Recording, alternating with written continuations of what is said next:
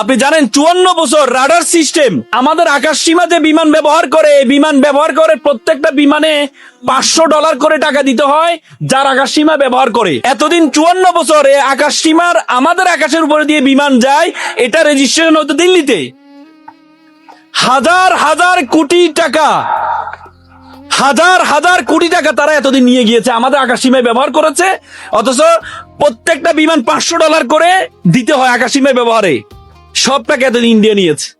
নতুন বাংলাদেশ আসার পরে রাডার সিস্টেম আমরা চালু করে এখন প্রত্যেকটা টাকা এখন আমরা গ্রহণ করি। এজন্য তাদের মন খারাপ, এজন্য তাদের মন খারাপ।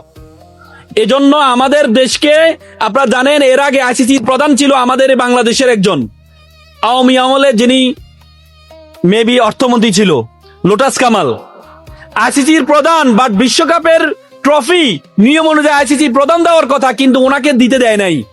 কিন্তু এটা ওনাদের সম্মানহানি হয় নাই, কারণ তারা মনে করেছে তাদের একটা অঙ্গরাজ্যের একটা ব্যক্তি আইসিসির এত বড় একটা ইভেন্টের ট্রফি দিবে, এটা তারা মেনে নিতে পারে নাই এবং আমাদেরও সম্মান লাগে নাই, গায়ে লাগে নাই। কিন্তু প্রথম আমরা তাদেরকে দেখিয়ে দিয়েছি, তোমরা যদি আমাদেরকে সম্মান না করো, তোমরা যদি প্রতিবেশীকে সম্মান না করো, তাহলে তোমাদেরকেও আমরা সম্মান করব না, করব না, করব না। ভিডিওটি ভালো লাগলে অবশ্যই লাইক, কমেন্ট, শেয়ার করে আমাদের পাশেই থাকবেন। আসসালামু আলাইকুম।